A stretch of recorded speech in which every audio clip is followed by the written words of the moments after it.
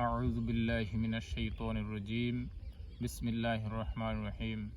মহান আল্লাহ কোরআন শরীফের সূরা বাকারার ভিতরে বলেন, ইয়া আইয়ুহাল্লাযীনা আমানু দুখুলু ফিস-সিলমি কাফা ওয়া লা তাত্তাবি'উ খুতুওয়াতিশ শাইতান ইন্নাহু লাকুম আদুউম মুবিন। আল্লাহ রাব্বুল আলামিন বলছেন, হে ঈমানদারগণ, তোমরা ইসলামের ভিতরে পূর্ণভাবে দাখিল হও, আর তোমরা শয়তানের অনুসরণ করো না, শয়তানের পদাঙ্ক অনুসরণ করো না, নিশ্চয়ই শয়তান তোমাদের প্রকাশ্য শত্রু। এই আয়াতের দ্বারা আমরা বুঝতে পারি আল্লাহ রাব্বুল আলামিন পূর্ণ ধর্মে দাখিল হইতে বলছেন, পরিপূর্ণ দিন ইসলামের ভিতরে প্রবেশ করতে বলছেন, দিন ইসলাম পরিপূর্ণভাবে আমল করতে বলেছেন। এজন্য আমাদের জানা দরকার আসলে পরিপূর্ণ দিন ইসলাম কি। আমি আপনাদের সামনে পরিপূর্ণ দিন ইসলামের রূপরেখা তুলে ধরছি। শরীয়তের মাসালা 3 ভাগে বিভক্ত।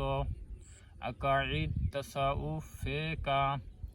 আকাঈদ ইমানের মাসালা, ফিকা দেহের মাসালা, তাসাউফ আত্মার মাসালা। ফিকা 2 ভাগে বিভক্ত। ইবাদত, মুআমালাত। তাসাউফ 2 ভাগে বিভক্ত। মুহলিকাত, মুনজিয়াত। ইবাদত 10টি, ইলম, আকাঈদ, তাহারাত, নামাজ, যাকাত, রোজা, হজ, কোরআন তেলাওয়াত, জিকির, দোয়া, তারতিবুল আওরাত। মুআমালাত 10টি, খানা পিনা, নিকাহ, রোজগার, হালাল হারাম, দোস্তি সোহবাত, নির্জন বা সফর, পিতা মাতা সন্তানের হক, আত্মীয় স্বজন, এতিম মিসকিনের হক, পীর মুরিদের হক। মুহলিকাত 10টি, কেবর, হাসাদ, বগজ, গজব, গীবত, হিরস, কিজব, বখল, রিয়া, গুরুর। মুনজিয়াত 10টি, তাওবা, সবর, শুকর, তাওয়াক্কুল, ইখলাস, খৌফ, রাজা, মুহাব্বত, মুরাকাবা, মুহাসাবা। এই 40 প্রকার দিনের মৌলিক রূপরেখা।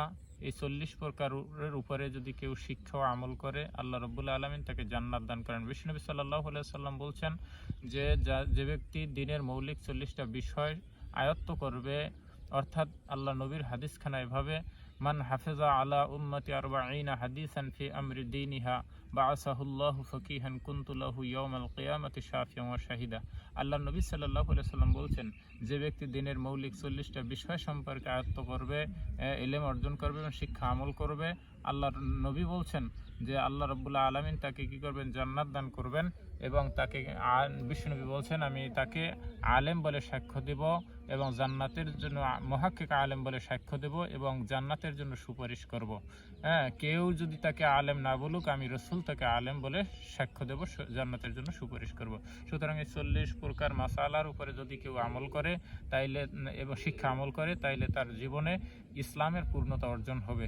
নচেত কেউ যদি 5 উসুল অথবা 6 উসুল যদি কেউ শিক্ষা আমল করে, 5 বেনা এর উপরে আমল করে বাকি, তাইলে তার 40টার যে কয়টা বাকি থাকে এগুলো তার পরিপূর্ণতার বাকি থেকে গেল। এই জন্য সে আংশিক ধর্মে রয়ে গেল, আর আংশিকের কারণে সে জাহান্নামী হয়ে যাবে। আল্লাহ নবী সাল্লাল্লাহু আলাইহি সাল্লাম বলছেন, আমার উম্মতের আলেম সমাজ শেষ জামানায় 73 দলে বিভক্ত হবে, তার মধ্যে 72 দল হবে জাহান্নামী আর 1 দল হবে জান্নাতি।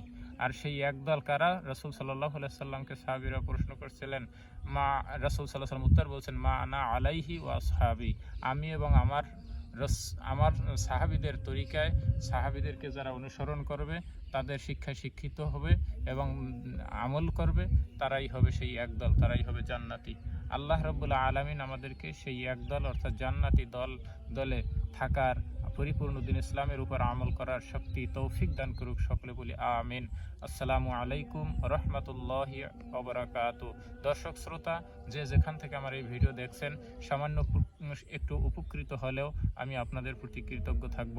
এবং আপনারা যদি ভালো লেগে থাকে আমার এই চ্যানেলটাকে সাবস্ক্রাইব করবেন এবং পাশাপাশি কমেন্ট করবেন, যাতে আপনাদের কাছে আরও সুন্দর সুন্দর ইসলামের আরও সুন্দর ভিডিও নিয়ে আপনাদের সামনে হাজির হতে পারি। আপনাদের সকলকে ধন্যবাদ জানিয়ে আমি আমার সংক্ষিপ্ত আলোচনা এখানেই শেষ করছি। আল্লাহ হাফেজ। সকলে ভালো থাকবেন, সুস্থ থাকবেন। সকলের প্রতি শুভকামনা রইল।